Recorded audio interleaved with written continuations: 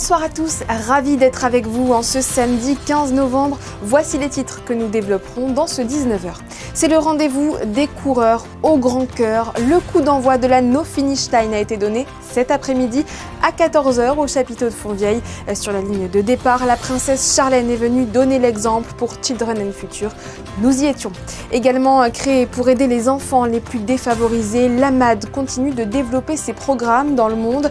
Nous recevrons le secrétaire général de l'association avant de nous rendre à New York où une initiative vient d'être développée au sein de différents quartiers sensibles.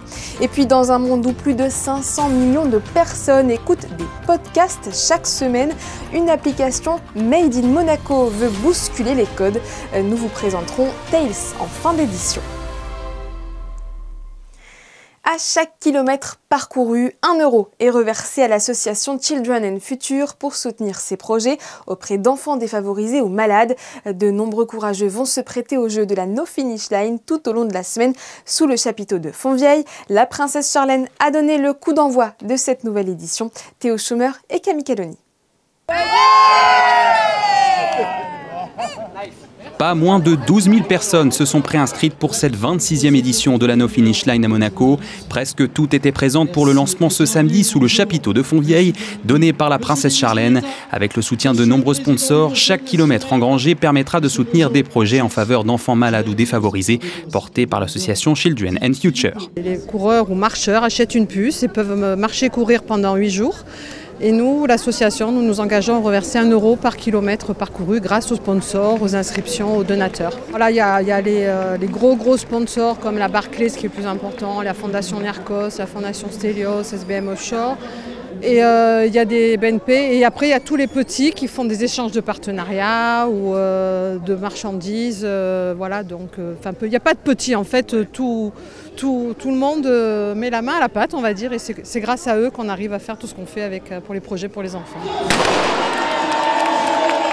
Le top départ est donné à 14h30. Les coureurs et marcheurs s'engagent sur un tracé de 1140 mètres qui part du chapiteau et va jusqu'au milieu de la digue de Fontvieille.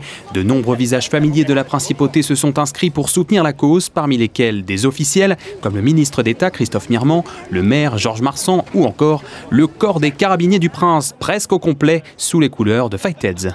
Et la compagnie est toujours fidèle aux engagements, notamment de sa marraine, la princesse Stéphanie. Et donc il nous paraissait évident de venir en masse soutenir cette nouvelle édition de la NFL. Et donc à cette occasion, on a eu l'idée aussi de faire un t-shirt un petit peu événement pour marquer le coup. Et on a fixé cet objectif de faire un maximum de kilomètres pour soutenir les belles associations qui sont défendues sur ce bel événement. Les carabiniers vont se relayer ici pendant les 8 jours de l'événement, en parallèle de leur répétition pour la fête nationale et de leurs heures de service. Comme eux, les nombreux inscrits pourront venir courir ici jour et nuit, supervisés par 30 bénévoles de Children in Future. Bref, une 26e édition de la No Finish Line qui promet d'être encore plus belle que les précédentes. Les carabiniers du Prince que vous avez aperçus et même entendus étaient réunis au quai des Artistes hier à l'occasion d'une remise de chèques. Les hommes de la compagnie ont collecté la somme de 15 000 € lors de leur stage vélo en juin dernier. Ils ont affronté sur 3 jours les géants des Pyrénées pour une cause qui leur tient à cœur, Fightheads Monaco, l'association portée par leur marraine, la princesse Stéphanie. Solidarité toujours, l'association mondiale des amis de l'enfance présidée par son Altesse royale la princesse de Hanovre vient en aide chaque année à des milliers d'enfants vulnérables à travers le monde. L'AMAD a tout récemment développé un projet aux États-Unis. Nous recevons son secrétaire général pour en parler. Bonsoir Jérôme Froissart. Bonsoir. Merci d'être avec nous ce soir. Avant d'évoquer ce projet à New York, puisque l'année s'achève, est-ce que nous pouvons dresser le bilan de 2025, donner quelques chiffres et citer les événements les plus marquants et les réussites de l'association? On a fait le bilan, ce qu'on a partagé justement avec nos donateurs il y a quelques temps de ça. L'AMAD est devenue maintenant, je pense, un acteur de la philanthropie à impact qui compte, non seulement ici en Principauté, mais on le voit aussi en Europe et puis aux États-Unis. On revient des États-Unis. Donc pour l'AMAD, c'est 5 grands programmes qui concernent l'enfant vulnérable à travers le monde. Différentes problématiques qui sont prises en charge. Et surtout maintenant, je dirais 324 000 enfants qui ont bénéficié directement des programmes de l'AMAD en 2024. Ce sont 19 partenaires, ce qu'on appelle des partenaires de mise en œuvre. Donc ce sont ces associations ou ces entrepreneurs sociaux qui sont sur le terrain, avec qui on est en relation et avec qui on identifie, on accompagne des solutions justement à impact en faveur de l'enfance. Et ceci dans 11 pays maintenant à travers le monde. En Afrique, mais aussi en Asie, ici dans les Alpes-Maritimes et tout dernièrement aux États-Unis. Et vous l'avez dit, l'AMAD développe différents programmes, que ce soit chez nous comme à l'autre bout du monde. Quels sont les plus récents? Le dernier, je dirais, c'est peut-être celui justement aux États-Unis. On a un de ces programmes qui s'appelle Un enfant, un talent, qui est vraiment axé sur le développement des potentiels des enfants à travers l'accès à l'art, à la culture. Alors on a eu une première expérience, c'était en République démocratique du Congo, où on a utilisé avec un partenaire la capoeira, cet art martial, pour accompagner la démobilisation et la réinsertion d'enfants soldats. Donc c'est un programme, une initiative qui a eu de beaux résultats, qu'on a maintenant documenté, capitalisé, qu'on a partagé avec d'autres associations et partenaires qui travaillent sur ces problématiques d'enfants issus des groupes armés. Et du coup, on avait aussi l'idée de pouvoir utiliser la danse. Ça, c'est quelque chose qui est précieux à Monaco et en a un intérêt tout particulier. Et on a identifié en Tanzanie, on était invité par une fondation américaine avec qui on travaille, une ONG qui s'appelle Mind Lips, qui a été fondée par une danseuse américaine, danseuse classique, et qui a initié donc en Afrique, en Rwanda, en Mauritanie, en Ouganda, l'accès à la danse pour des enfants vulnérables en termes de réinsertion. Et tout cela est rendu possible grâce au réseau de partenaires de terrain que vous développez? Alors notre approche auprès des partenaires, on part du principe que ces problématiques de l'enfance, ce n'est pas d'ici de Monaco où on va pouvoir y apporter des solutions concrètes, de proximité. Donc c'est tout un travail d'identifier, le travail de l'équipe, d'identifier ces partenaires de mise en œuvre qui peuvent être des associations locales, qui ont déjà un certain degré de développement, je dirais, mais qui sont à un degré intermédiaire, des entrepreneurs sociaux. Donc un premier travail d'identifier ces partenaires. On fait un peu la due diligence comme ferait un investisseur qui voudrait investir dans une société. Donc on a toute une grille d'analyse qu'on a mis en place. Et puis deux axes auprès de nos partenaires. Le premier, c'est d'identifier avec lui des projets innovants qui apportent des solutions concrètes aux problématiques des programmes. Et on va accompagner ce partenaire pendant 3 ans avec un objectif très clair de pouvoir mettre en œuvre cette initiative et ensuite de la suivre, de l'évaluer, de la capitaliser. Et puis quand c'est possible, de passer à l'échelle avec d'autres fondations, d'autres partenaires ou de les s'aimer au sein de notre réseau. Donc ça, c'est la partie, je dirais, projet. Et puis après, on a une partie assistance technique parce que la difficulté de ces partenaires de terrain, ils peuvent avoir des super équipes, des super méthodologies, mais c'est un peu justement comme une entreprise, hein, une start-up, et qui ont besoin justement d'accompagnement. Et c'est ce qu'on est en train, ce qu'on lance actuellement, qui va nous prendre, je pense, beaucoup de temps dans les années à venir, c'est d'accompagner ces jeunes pépites, qu'on appelle pépites, pour qu'elles deviennent des champions de la protection de l'enfance dans leur pays. Et malgré les progrès notables enregistrés ces dernières années en termes d'accès à l'éducation ou de réduction de la mortalité infantile, l'enfant continue de souffrir massivement à travers le monde. Vous en êtes témoin? Oui, malheureusement, ça c'est une triste réalité, hein. C'est malheureux, hein. Je pense que on travaille par exemple sur des problématiques comme l'état civil. Imaginez-vous que 240 millions d'enfants dans le monde n'ont pas d'existence légale, c'est-à-dire qu'ils n'existent pas. Donc on a été sensibilisé par exemple à ces problématiques sur ce programme en RDC, sur les enfants soldats. Donc ça c'est un engagement fort parce que c'est aussi de trouver, d'ailleurs pour l'AMAD, comment arriver à faire un peu bouger les lignes. C'est bouger les lignes déjà en termes de sensibilisation, de plaidoyer, parce que ces problématiques-là, quand ça touche l'enfance, on a vite fait de tourner la tête, de ne pas forcément s'y attacher. Donc c'est aussi le rôle de l'AMAD, ce rôle de sensibilisation, et ce rôle aussi de pouvoir y apporter des solutions concrètes. Et je pense que sur l'état civil, on est arrivé maintenant à 250 000 enfants dans 3 pays, régularisés ou inscrits à l'état civil. On lance une grande campagne justement pour atteindre 750 000 enfants supplémentaires, où l'AMAD va avoir, je dirais, une place de choix pas forcément comme bailleur, mais comme facilitateur, ou en tout cas comme cette capacité que l'on a à la fois de travailler avec des gouvernements, des partenaires de terrain, la société civile, et cette capacité à documenter les choses pour avoir des solutions concrètes. Voilà. Et nous allons découvrir ensemble, si vous le voulez bien, cette initiative que vous avez développée aux États-Unis avec Alexandra Pani, qui est en duplex avec nous. Merci Jérôme Froissart d'avoir répondu à nos questions. Merci, c'était un plaisir. Alexandra Pani, bonsoir. Vous êtes donc à New York où la MAD a déployé un programme particulier autour de l'expression du corps. Bonsoir à vous. Oui, tout à fait. Cette association s'occupe de communautés défavorisées à New York, dans les quartiers du Bronx et du Queens. À travers l'apprentissage de la danse, ils créent un véritable climat de confiance pour aider les enfants dans leur développement personnel. J'ai pu assister à l'un des cours. On regarde ensemble comment cela fonctionne.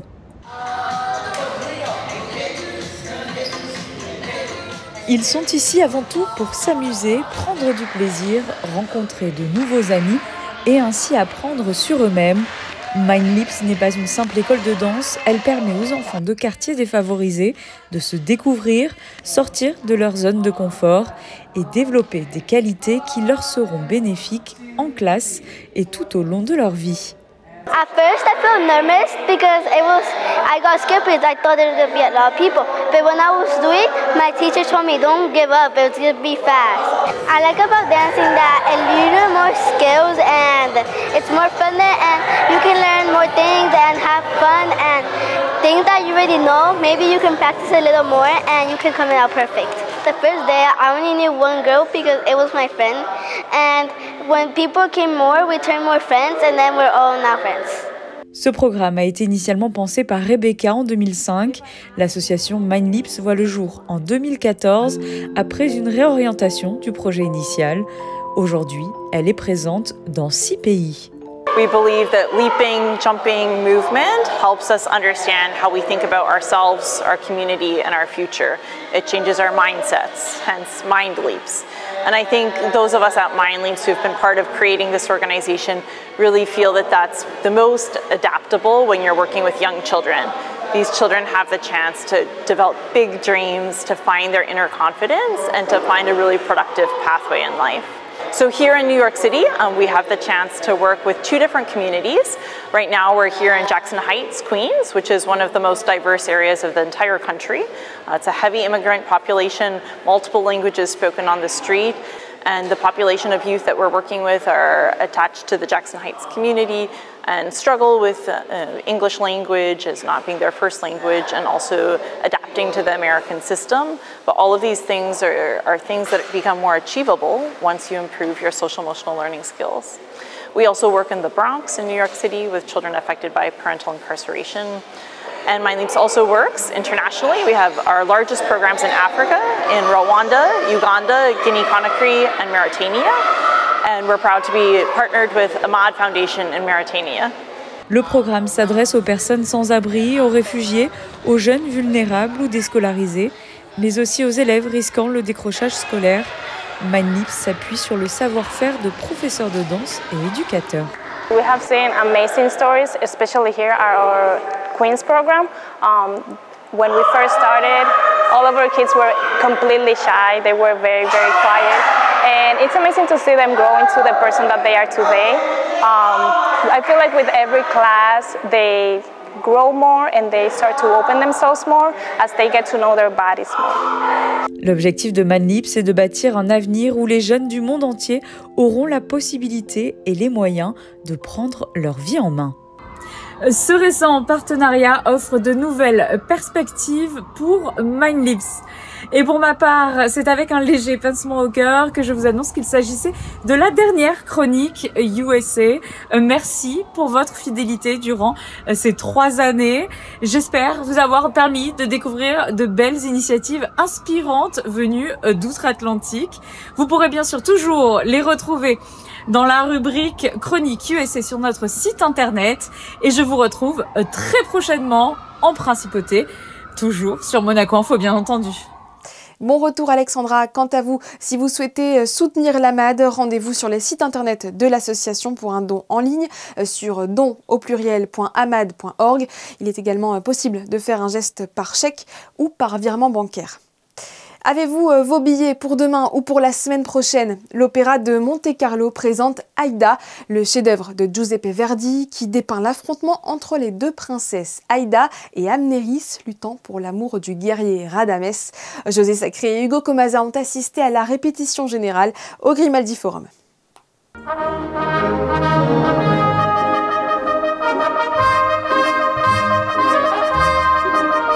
Les célèbres trompettes d'Aïda.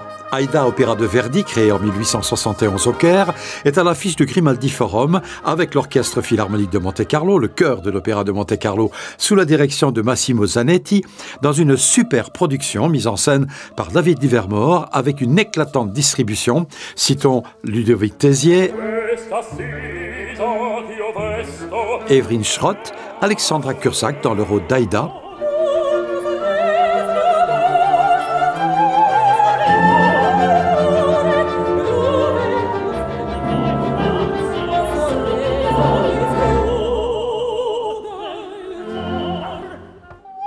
et dans le rôle de sa rivale Amnéris, Marie-Nicole Lemieux, que l'on a souvent entendue en concert à Monaco, mais jamais à l'opéra.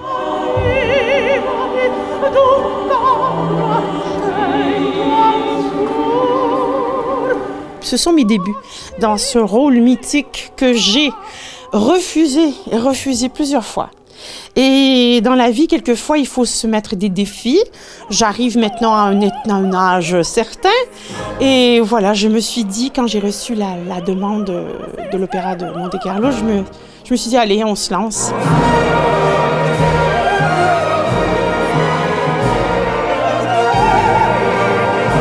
La musique est grandiose, le rôle est grandiose, les costumes sont grandioses, comme vous pouvez voir, je me sens Elizabeth Taylor à ses grandes heures. Alors voilà, je suis contente. Il reste la première maintenant à faire, on va se reposer et on va tout donner, quoi.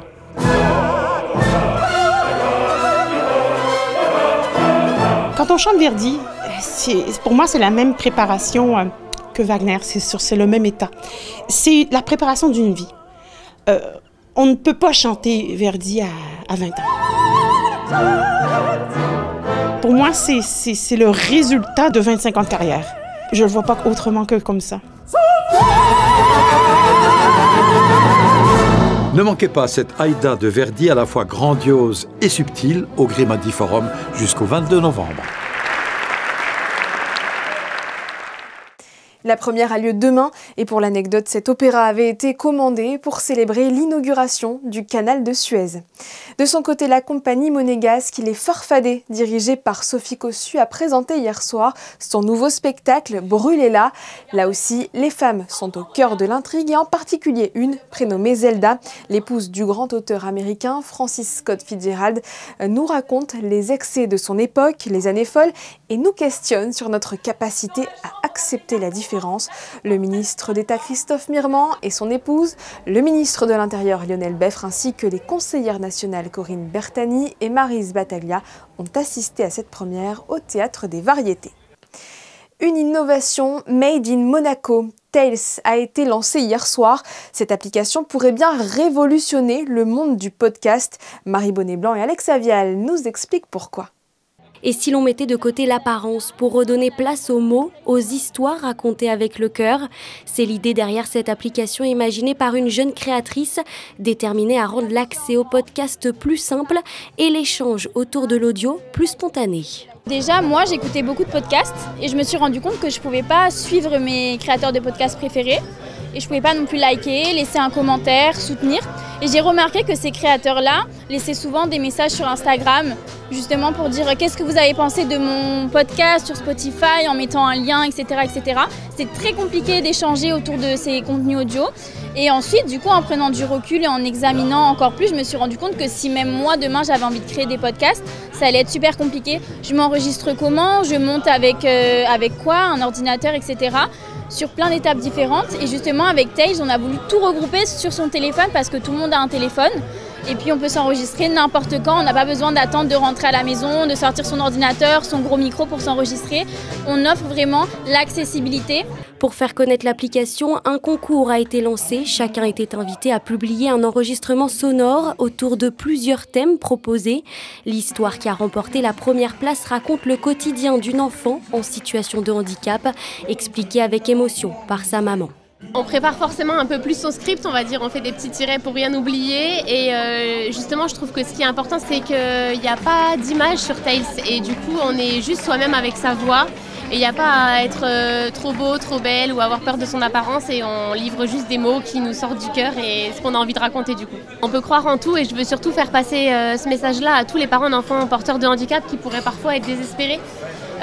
Par les discours des médecins et qu'il ne faut jamais croire et qu'il faut juste croire en son enfant et c'est ce que nous on fait parce que si on s'était fié au discours juste des médecins à sa naissance, elle n'en serait pas là aujourd'hui.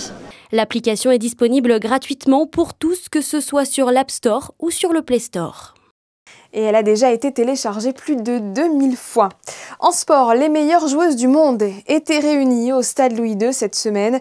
Depuis lundi et jusqu'à hier se tenait la 28e édition du Monte Carlo Squash Classic. Un rendez-vous désormais incontournable. Retour sur ces 4 jours de compétition intense avec Gaëtan Lebrun et Camille Caloni.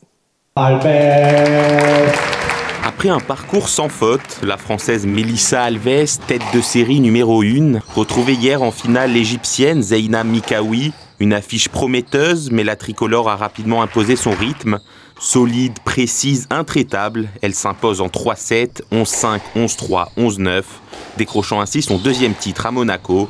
Un exploit d'autant plus marquant qu'elle n'a concédé aucun set du tournoi. Je pense physiquement j'étais un peu plus préparée, déjà j'étais plus fraîche, le fait d'avoir eu des matchs un peu plus simples, que je me suis rendu plus simple. Mais je pense que c'est le fait que physiquement voilà, j'étais un peu plus prête au combat, plus prête à la bagarre, à ce que ça dure encore 45 minutes, 1 heure. Et elle a voulu un peu finir les échanges plus vite que moi et donc j'ai tenu. Et je pense que c'est ça qui a fait la différence aujourd'hui. J'étais plus sereine sur ce match, je pense. Et surtout que la tête de série numéro 2, qui est très proche de moi au classement, n'est pas venue parce qu'elle s'est blessée juste avant. Donc j'avais vraiment le statut d'ultra favorite, il ne fallait pas se rater. Et puis ça fait du bien de savoir que je peux gérer la pression et puis que j'ai conservé ce statut avec la manière surtout. Ce succès vient clore une édition particulièrement réussie pour l'organisation monégasque, car au-delà de la performance sportive, l'événement s'inscrit dans une stratégie plus large, faire du squash un sport de référence en principauté. Mes ambitions seront de faire un tournoi à un niveau supérieur. Nous sommes actuellement sur la PSA, qui est la Professional Squash Association niveau bronze. J'aimerais qu'on amène le tournoi au niveau supérieur qui est argent, qui nous permettrait d'avoir des joueuses encore mieux classées dans le top mondial. Voilà. Ensuite, je vais essayer de continuer à développer le squash à Monaco, surtout au niveau des jeunes générations. Nous avons un coach qui fait des efforts extraordinaires depuis qu'il est là. L'école de squash fonctionne bien, elle a du succès. Pour la première fois, nous allons envoyer 2 jeunes représentants de Monaco dans des catégories 14-16 ans au British Open, qui est le tournoi le plus important, le plus prestigieux. C'est comme le Grand Prix de Monaco. Une 28e édition qui s'est terminée en apothéose. Avec ce 2e titre, Melissa Alves, actuellement 19e mondiale, rejoint le club très restreint des 5 joueuses les plus titrées ici à Monte Carlo. Avec ce temps maussade, vous irez bien visiter une exposition. Une toute nouvelle est à découvrir à l'Espace 22. L'artiste Hugues Beckart présente Holotropie, une immersion dans un univers coloré et vibrant. Le vernissage a eu lieu jeudi. Fabien Bonnia et Lionel Bernardi y étaient. Voyez leur reportage. 20 toiles grand format, faites de textures et de reliefs subtils, captent la lumière pour la transformer en mouvement. Holotropie est une invitation à plonger dans un univers où la couleur devient énergie et la matière vibration. Ma peinture est en fait du subconscient canalisé. J'ai appris à peindre avec mon subconscient. Et donc j'ai nommé cette exposition Holotropie, qui veut dire en fait se mouvoir vers le tout. C'est vraiment une transcendance. J'essaye de faire quelque chose d'homogène, équilibré et surtout expressif et beau, plaisant. Et que chacun puisse vivre sa propre histoire à travers mes toiles, avoir son propre ressenti, sa propre interprétation. L'exposition sera également présentée dans un espace métaverse immersif, permettant aux collectionneurs et passionnés de la visiter virtuellement depuis le site Web3 Consult. Quant à l'exposition réelle à l'espace 22, elle est visible sur place jusqu'au 27 novembre, tous les jours de 9h à 19h.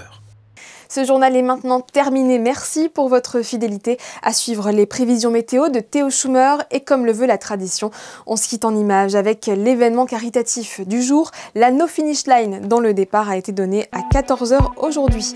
Les photos sont signées Ed Wright. Belle soirée et à demain 18h30 sur Monaco Info.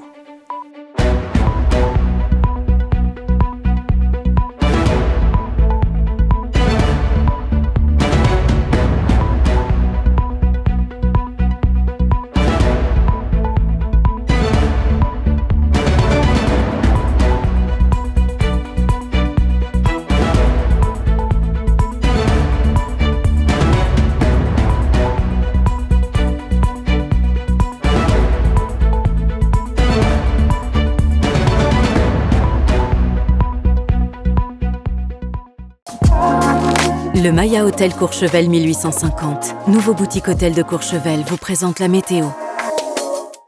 Bonsoir à tous, ravi de vous retrouver pour vos prévisions météo du week-end. On a eu de la chance ce samedi avec le départ de la No Finish Line notamment. Il a fait beau ce matin et ça s'est bien dégagé cet après-midi. Mais malheureusement, ça ne veut pas dire qu'il fera aussi beau demain. Bien au contraire, dès le matin, on est reparti pour un ciel très couvert et des averses. Et puis aussi une cellule orageuse qui pourrait même faire son apparition dans le courant de l'après-midi. Au-dessus de la principauté, toujours accompagnée de beaucoup de pluie. Attention, cette dépression s'accompagnera aussi de vent avec des rafales pouvant atteindre 55 km/h. Donc soyez prudents. Côté température, elles iront de pair avec le mauvais temps. Pas plus de 14 degrés le matin et 17 degrés l'après-midi. Ce dimanche 16 novembre, nous fêterons les Marguerites et ce sera la journée internationale de la tolérance. À méditer. Allez, belle soirée sur Monaco Info et à demain. Le Maya Hotel Courchevel 1850, nouveau boutique hôtel de Courchevel, vous a présenté la météo.